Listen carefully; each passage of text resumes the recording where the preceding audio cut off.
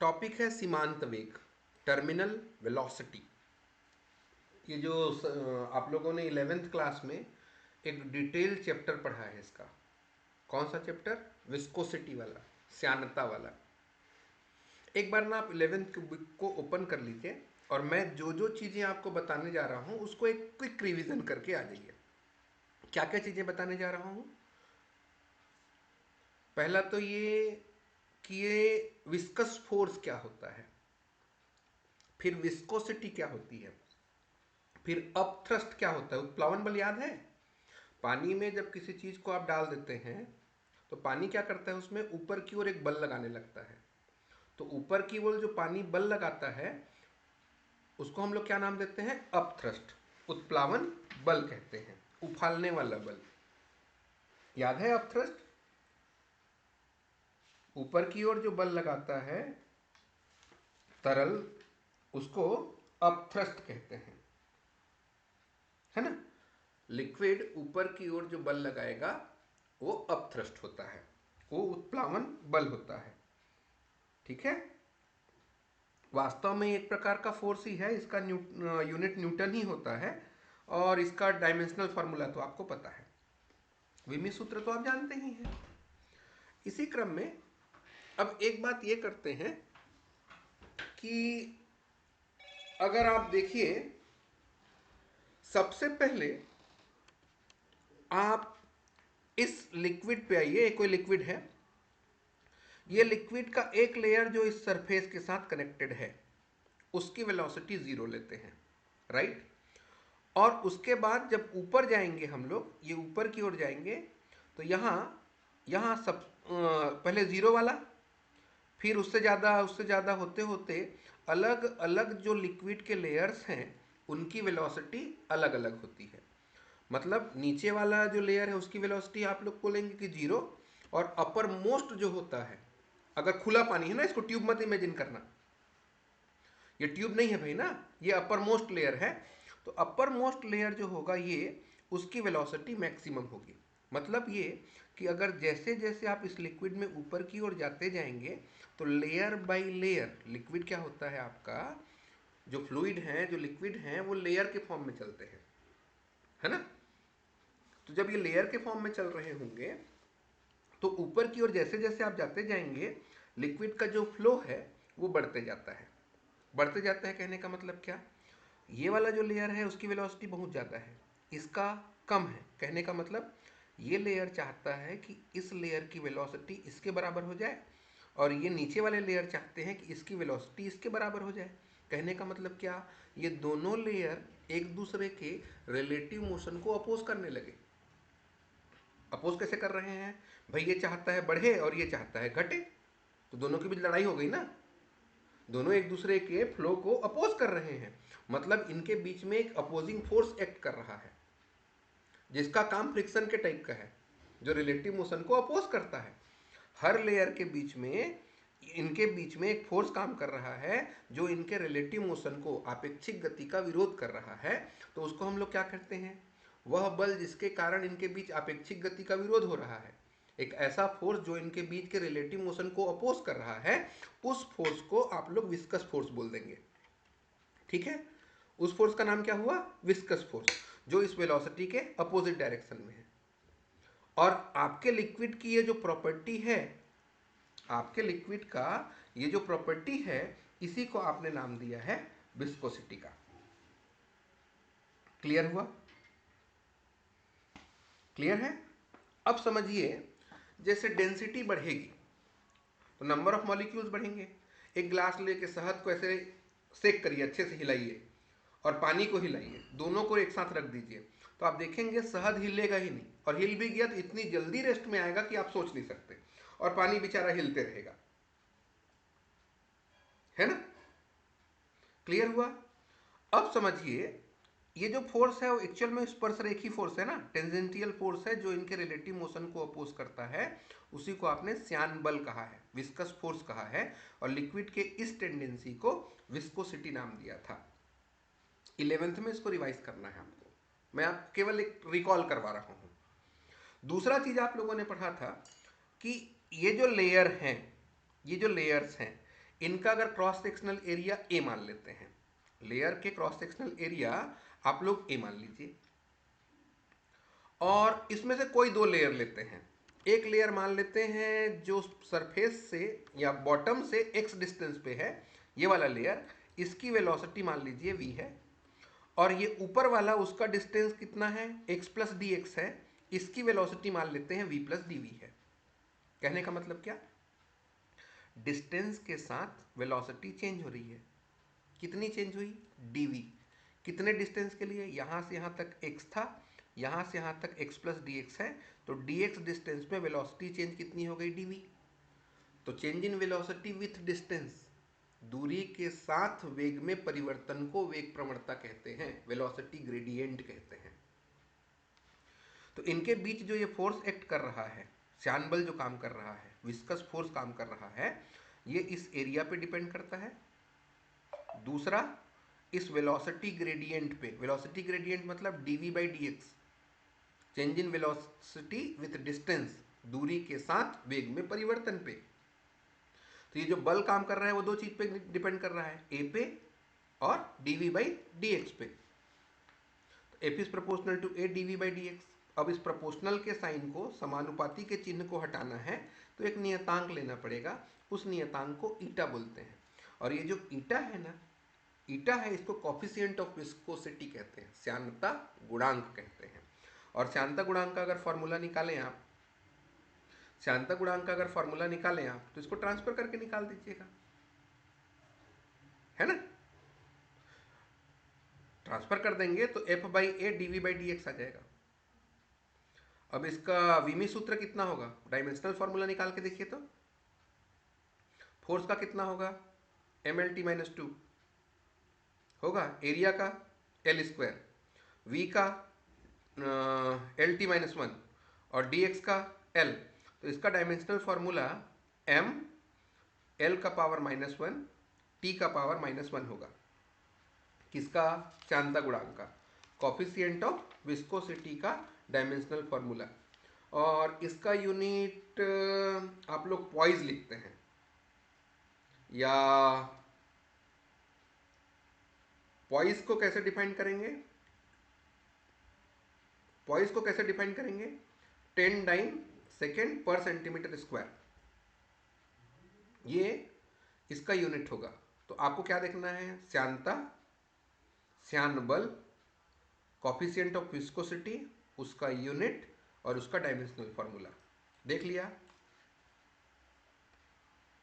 देख लिया इतना। आगे चलूं, आगे एक केस है। मान लेते हैं ये कोई लिक्विड है, पानी है, इस पानी के अंदर एक बॉल को छोड़ दो आप। तो जब इस बॉल को इस पानी के अंदर छोड़ेंगे तो शुरू में ये बहुत तेज चलता है, तेजी से नीचे की ओर आएगा। तो जब पानी में आएगा ये, तो पानी क्या करता है, पानी में ये जो फोर्स है F, इसके रिलेटिव मोशन को अपोज करेगा। रिलेटिव मोशन को अपोज करने का मतलब, अगर ये पानी में नीचे की ओर गिर रहा है तो ये जो विस्कस फोर्स है, श्यान बल है, इसके मोशन को अपोज करने लगेगा, धीरे धीरे इसका मोशन को क्या करने लगेगा, कम करने लगेगा। और जब कम करने लगेगा तो धीरे धीरे इसकी वेलोसिटी, जब शुरू में जब डाले तो बहुत तेज चल रहा था, उसके बाद ये कांस्टेंट स्पीड से नीचे की ओर चलने लगता है। और अगर ये वेलोसिटी आप बढ़ाएंगे जितना, आप बोलेंगे कि मैं जोर से नीचे धक्का देके फेंकूंगा ताकत लगा के, तो ये फोर्स भी उसी के हिसाब से बढ़ते जाता है। इसी को स्टोक्स ने कहा था कि इसमें जो श्यान बल काम करता है, इसमें जो विस्कस फोर्स काम करता है, वो तीन चीज़ों पर डिपेंड करता है। पहला, इसका कोफिशिएंट ऑफ विस्कोसिटी कितनी है इस लिक्विड की। दूसरा, ये जो बॉडी आप डाल रहे हैं उसका रेडियस कितना है। और तीसरा, किस वेलोसिटी से डाल रहे हैं। इसमें जो विस्कस फोर्स काम करता है वो तीन चीज़ों पे डिपेंड करता है, कोफिशिएंट ऑफ विस्कोसिटी पे, radius of the spherical body पे, और वेलोसिटी पे। क्लियर है। इसके लिए स्टोक ने कहा था कि जो ये विस्कस फोर्स एक्ट होता है इस स्फेरिकल बॉडी पे, इसके लिए F का फॉर्मूला 6 पाई ईटा RV होती है। ठीक, लेकिन इसका कुछ कंडीशन भी कहा था उन्होंने, एफ की वैल्यू इतना कब होगा। तो पहला तो ये कि ये जो बॉडी है ना, ये छोटा होना चाहिए, स्मूथ होना चाहिए और दृढ़ होना चाहिए। छोटा हो, स्मॉल होना चाहिए, स्मूथ होना चाहिए और रिजिड होना चाहिए। और बहुत तेज मत फ्लो करवाना इसको, इसको धीरे धीरे डालना चाहिए। और ये जो मीडियम है ना, वो समानुपातिक होना चाहिए, होमोजीनियस होना चाहिए। और इसका एक्सटेंशन ना छोटा मोटा थाली वगैरह में या ग्लास वगैरह में मत कीजिए, थोड़ा बड़ा एक्सटेंशन लीजिएगा, तालाब में लीजिए। और इसके मतलब लिक्विड और इसके बीच में स्लिप नहीं होना चाहिए। ये कुछ कंडीशन है। क्या क्या कंडीशन है?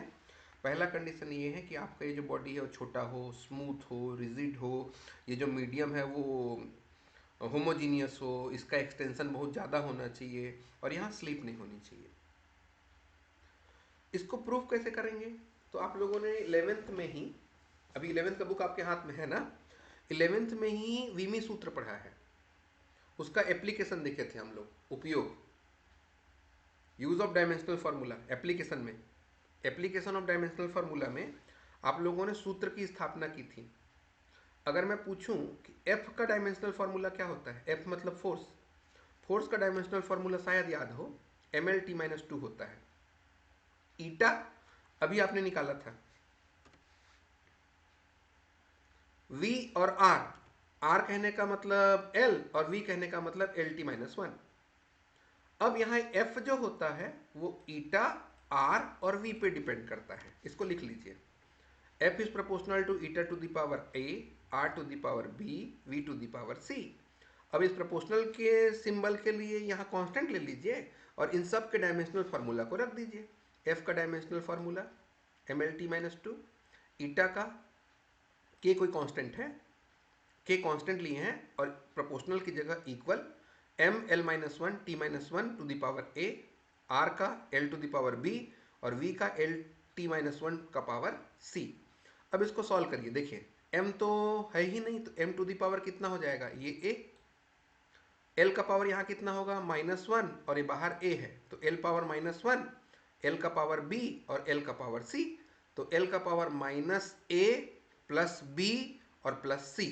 t का पावर देखिए यहाँ, ये -1 और a और यहाँ -c, तो -a-c हो जाएगा t के पावर में।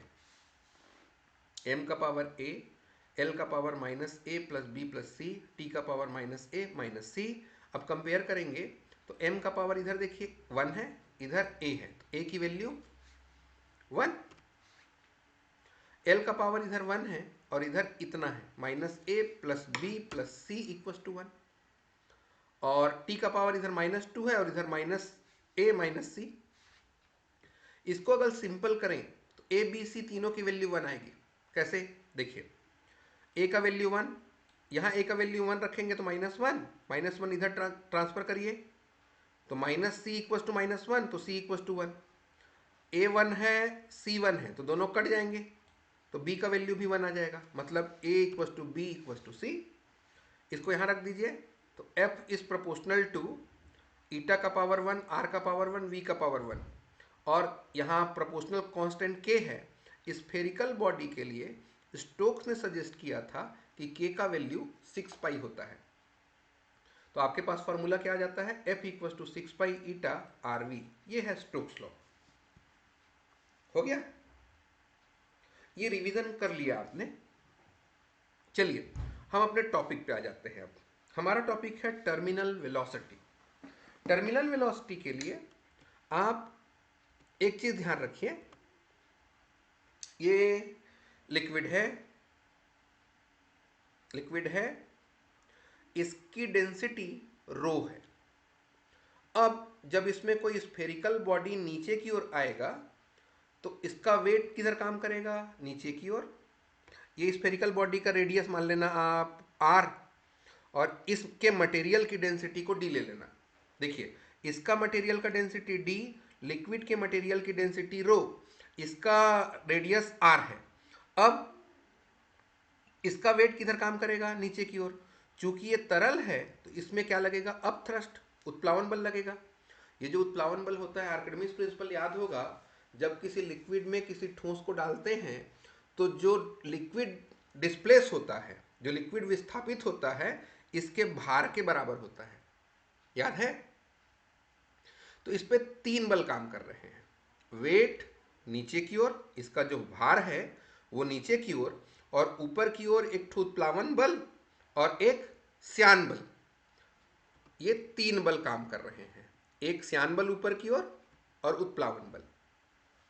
तो इनिशियली जब इस बॉडी को आप इसमें डालेंगे तो शुरू में क्या बोले थे आप, बहुत तेजी से चलेगा, लेकिन एक टाइम ऐसा आएगा कि ऊपर की ओर का टोटल फोर्स नीचे की ओर के टोटल फोर्स के इक्वल हो जाएगा। अब क्या होगा, अब initially due to the gravity, गुरुत्व के कारण या भार के कारण ये बहुत तेजी से जा रहा था। एक स्थिति ऐसी आई कि ऊपर की ओर का कुल बल इसके भार के बराबर हो गया, upward force equal to the weight. अब ये क्या हो जाएगा, एक फिक्स वेलोसिटी से धीरे धीरे धीरे धीरे धीरे धीरे धीरे धीरे नीचे की ओर आना शुरू होगा। तो ये जो कांस्टेंट वेलोसिटी गेन कर लिया आपका बॉडी, उसी को हम लोग टर्मिनल वेलोसिटी बोलते हैं। क्या क्या बोला, समझ में आया? मेरा ये कहना है कि आपके पास कोई पिंड है, कोई बॉडी है, इसको आप क्या कर रहे हैं, विस्कस लिक्विड पे गिरा दे रहे हैं। शुरू में क्या करता है, ड्यू टू इट्स वेट बहुत तेजी से नीचे जाता है ना, इसका वेग धीरे धीरे बढ़ते जाता है। और क्या होगा, इसमें श्यान बल काम करेगा ऊपर की ओर और उत्प्लावन बल भी काम करता है। एक टाइम ऐसा आएगा कि ये दोनों बल इसके वेट के इक्वल हो जाते हैं और ये कांस्टेंट वेलोसिटी गेन कर लेता है। उसी कांस्टेंट वेलोसिटी को हम लोगों ने सीमांत वेग नाम दिया है, टर्मिनल वेलोसिटी कहा है। समझ में आया? इसका डेरिवेशन बड़ा आसान है। क्या करिए, इस स्थिति में ऊपर की ओर का टोटल फोर्स नीचे की ओर के टोटल फोर्स के इक्वल हो गया।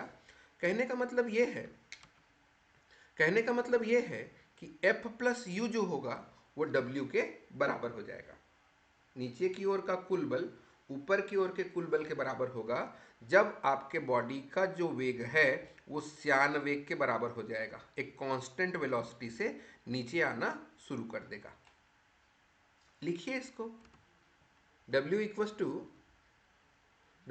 टू क्या लिखेंगे,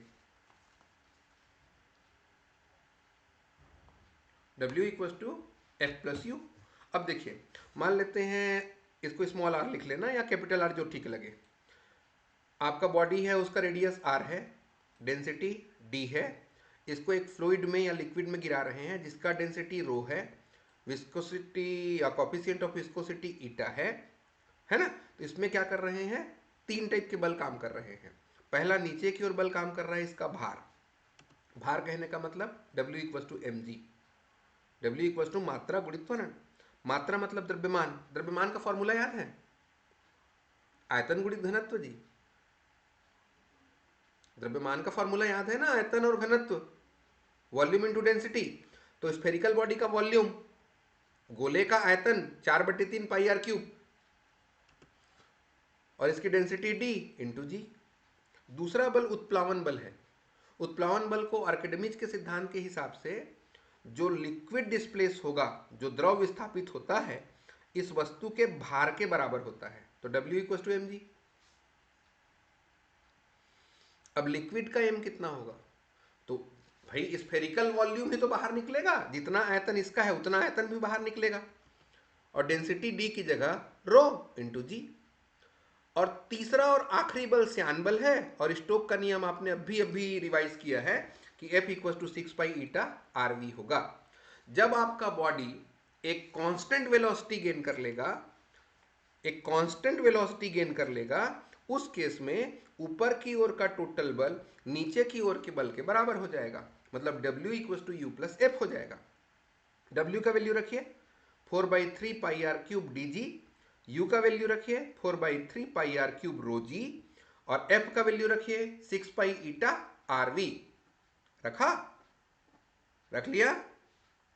अगर आपने रख लिया होगा तो आपके पास ये इक्वेशन बन गया। इस वाले टर्म को ट्रांसफर करके इधर ले आते हैं, तो 4/3 pi r cube dg minus 4/3 pi r cube rho G equal to 6 pi eta are we T हो गया। v की जगह vt, जब टर्मिनल वेलोसिटी गेन कर लेगा तभी तो ये ऊपर की ओर के टोटल फोर्स नीचे की ओर के फोर्स के इक्वल हो गए। अब यहां देखिए 4/3 पाई आर क्यूब और g कॉमन है, तो 4/3 pi r cube d minus rho into ji equal to 6 pi eta are we T.